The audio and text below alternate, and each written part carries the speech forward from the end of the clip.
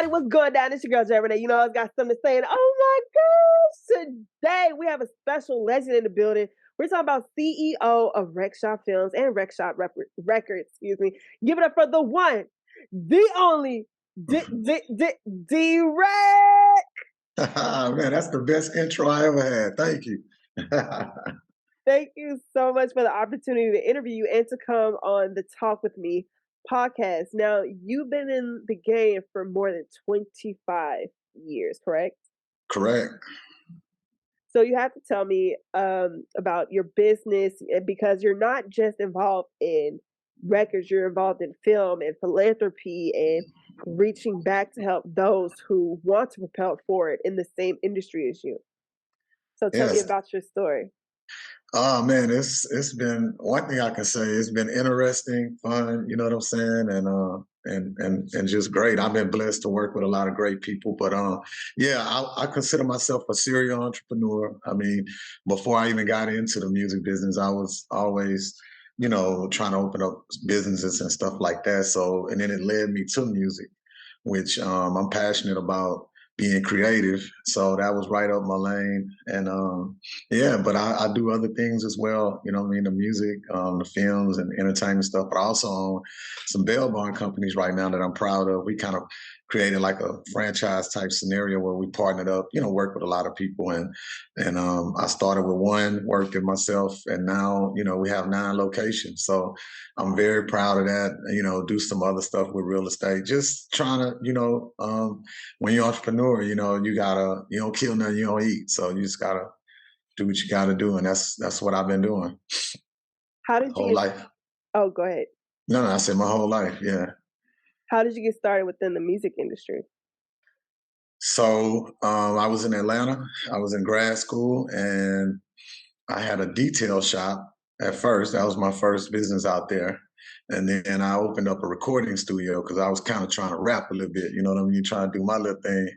And then that led to artists coming in and recording in my studio. So I was around a lot, you know, they started peeping my head into that and really seeing the potential that was there. And my first artist, I had another company. It was called Gemini Entertainment. I had a partner. But and then we had a kid in there that was recording, and he was in a group called Silk. His name is Delvis Brown, named Tiger. He's kin to the Graham brothers. That's their first cousin. So anyway, he got kicked out the group. Him and Keith Sweat got in a fight, and then he looked like a good candidate, and that's how I got into the whole music business. Was through that scenario right there, and I learned a lot. Of course, we didn't have the success I wanted to have, but I learned a whole lot.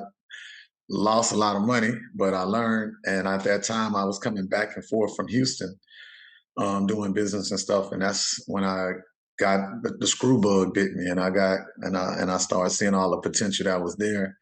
And was blessed enough to sign Fat Pat as my first artist, and I kind of like came back here and relocated, and that started the whole Wreckshop chapter right there.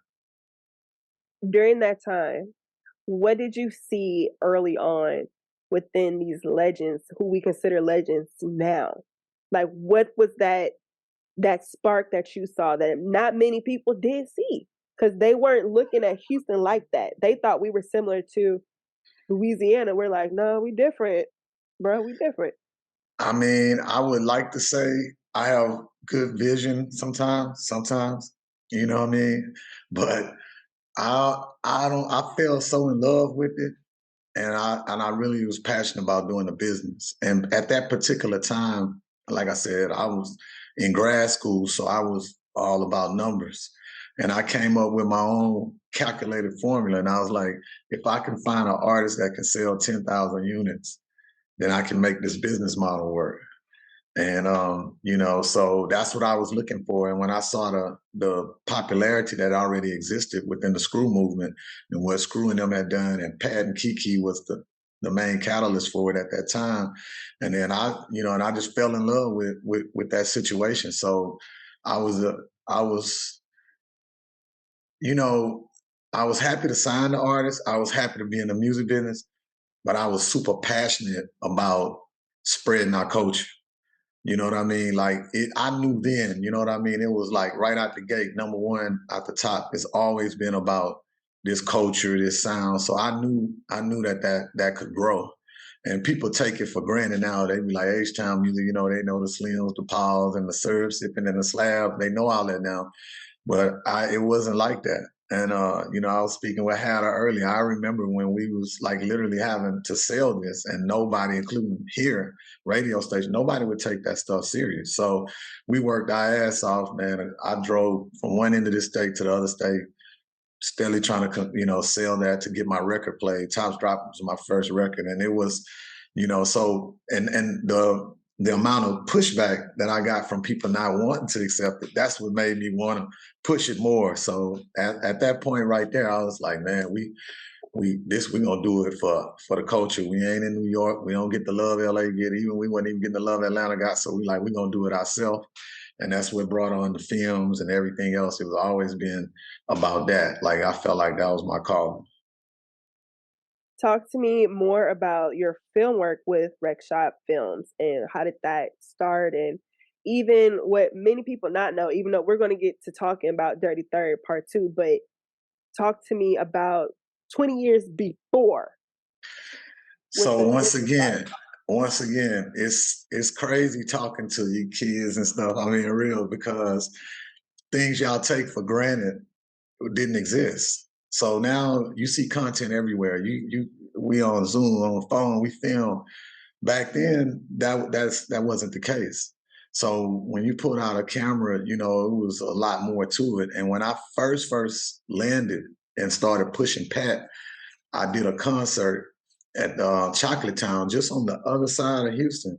You know, all those cats was from the South Side, but Screw and Poke and all of them was on the stage. And I was standing in the crowd, and I looked, and I was just listening to people, and they was trying to figure out who was who, because they didn't even know what they looked like. So that's when I first was like, okay, the Screwed Up Clique, they popular, but they haven't the content there. So I started doing documentaries because I wanted to make people know them and make them stars. You know what I'm saying?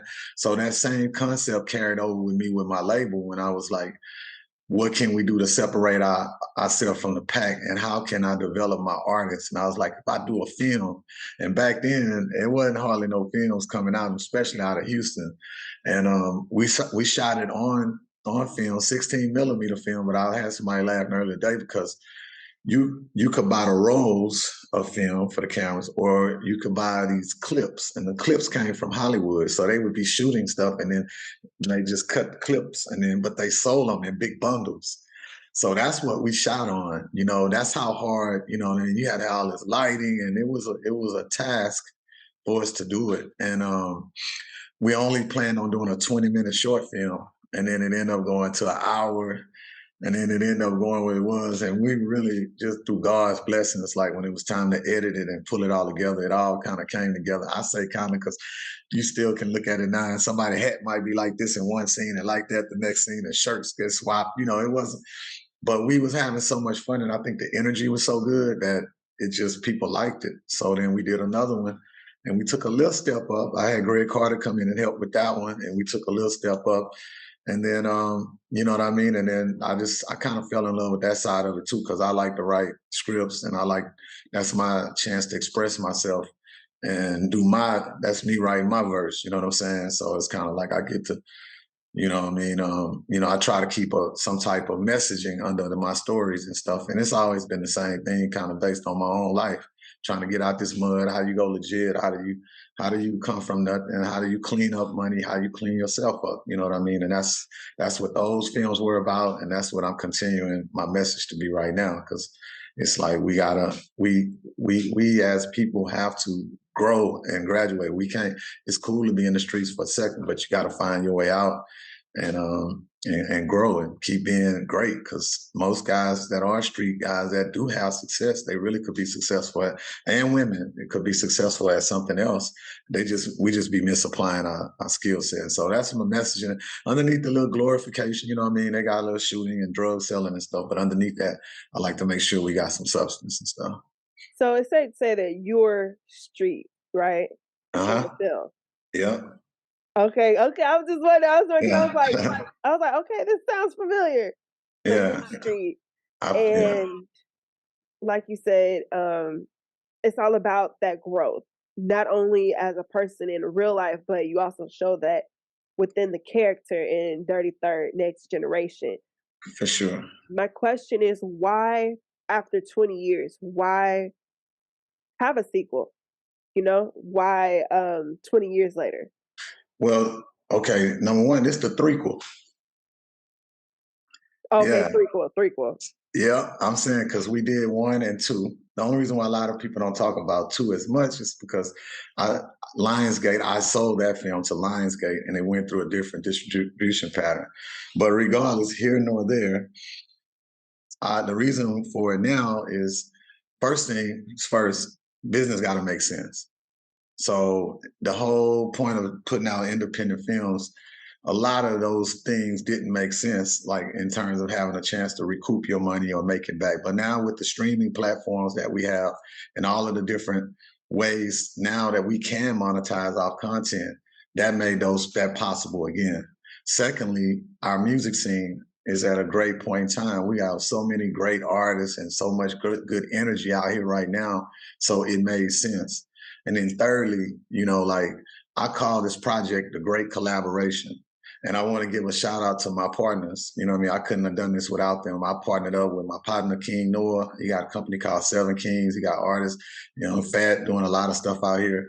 And his sister, KK, her company's Eight Queens. And by us coming together, it gave us a better chance to do a bigger project. But I also wanted it to be a collaboration with us as Black business owners, with people that work behind the music scene. I mean, all of them, some of the top up and coming behind the scenes people you want to meet, PR, Limelight, D-Boy and them with No Sleep, like just pulling young people together, you know what I mean? Younger people that's doing it at a high level and tapping into their energy, because I couldn't do this without the other people. But I call this the great collaboration for that part, which was behind the scenes. And then on the other side, the OG cats, man, came in, whether it was with the soundtrack or just coming as guest appearances in the film, from Kiki, Slim, Pokey, Lil Flip, Ro, all of them came, brought me great energy, really showed up. And then all of the youngsters, Propane led the way, he starred in the movie and then he helped us piece the soundtrack together to pull in a lot of the younger cats and stuff, and the Jeremys and the Fast Lanes and Young Martel. Just all of them. So everybody came together, and that's what makes me most happy and excited about it. And it's the right time, because right now so much is happening in Houston, so many eyeballs are on us. We got everything here, and no disrespect to the exterior forces that's coming into our city to help it grow faster. But I do not want us to get overshadowed, overlooked, or not have an opportunity at the table. So that's what this is all about. It's the great collaboration. People always say H-Town don't come together. Well, they came together on this one. I also wanted to get into how your philanthropy is also like heavily rooted in Houston as well. Talk to about you feeding the homeless, you're passing out nice gift bags, and you're passing out the necessities that they need in order to survive in Houston, because not everybody does that. Yeah, well, too much is given, much is required, number one. Number two, there's many ways to tithe, you know what I'm saying? And it's a responsibility. You know what I'm saying? I know where I come from, and I know everybody don't get blessed to have these opportunities. Everybody don't get a chance to sit up here and be interviewed and talk and all that stuff. But the one thing I do know is that God always take care of who take care of others. So that comes with that. That should be understood. And I like to do it. I don't like to just, everything I do, I don't try to show everybody, you know what I mean? Some things you do, you just do them. But then sometimes we need people to know what we're doing so that we can teach those behind us. That's their responsibility. So we need to glorify when people get out here and take time, sacrifice, and do up for others. You know what I mean? Especially when you've been lucky and blessed, like I feel like I have been. What can we expect from the film? Like, we got the message. Well, I'm gonna say I got the message, and when Right. this is posted, they're gonna get the message. But what can we expect different from the first drop? The first time we saw the film. Well, this time we expanded it. You know what I mean? We went to Chicago. We went to Miami. This time we do have some mansions and some private planes and some yachts and stuff. You know what I'm saying? We leveled up a little bit. You know what I mean? Yay! Yeah. And it's just more befitting of the times right now. The things we were doing then are different from what people are doing now. So we just want to reflect the Dirty Third culture, and Dirty Third is the South. You know, a lot of people think it's Third Ward, and I love Third Ward, Moyo from there, you know what I'm saying? That's my family too. But the Dirty Third is the third coast. It's the complete South. That's what we mean by that. And we just, once again, I think we reflect, want to reflect the culture, give people a chance to, definitely gonna hear some good music too. The soundtrack is super, super fire. I was just about to ask you about that. Will we have a whole soundtrack drop? Soundtrack killer. I mean, it's the great collaboration between the old and the new, and we still kept that H-Town vibe in there, man. Shout out to No D and Propane, Big Noah. Like most of us were the ones kind of like with the soundtrack and pulling these guys in there. A lot of producers, EXO, DJ Chose, who else? A Fat, Young Fat from Beaumont, Texas, like Pug Tunes. A lot of the production, man. Shout out to Eddie Cope. Eddie Cope gave us that H-Town vibe, man. Like I mentioned earlier, all of the artists that came on and did their thing. So I think the vibe of it, like when you watch the film, I think the music is a match for it. And we took you somewhere, and I think you'll stay there until you come out on the other side of the film. You know what I mean? And you'll know what the vibe is.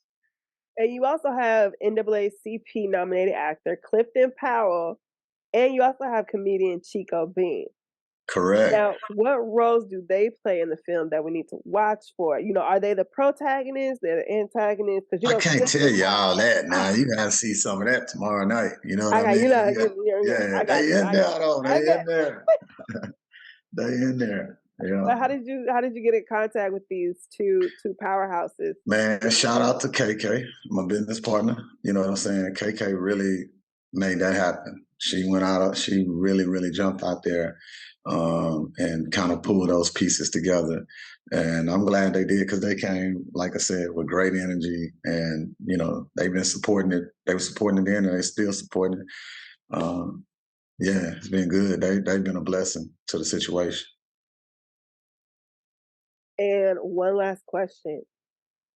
From D-Reck now to D-Reck back then, what advice would you give your younger self? Don't take nothing for granted. You know what I'm saying? Like opportunities don't come that often. So each one seize the moment, because you don't know when you're gonna get another one. And I think sometimes when you're young, you think you're invincible, and it's just easy to take life for granted, whether you're an athlete, entertainer, whatever you're doing, and money start coming, and you just think it's gonna be like that forever, but it's not.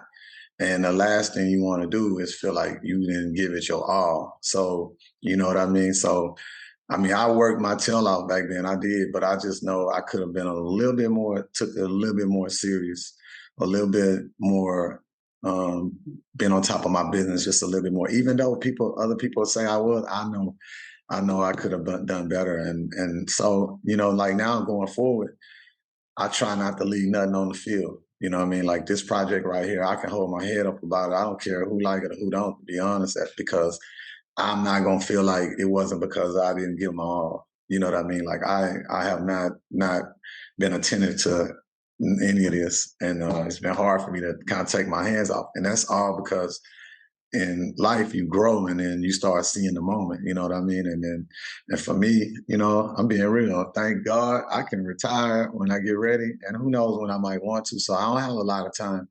I always look at it, I got a lot of time just to be out here doing things. I don't know, and so I wanna do great, great work, give it all, you know what I mean, while I got it, because you never know.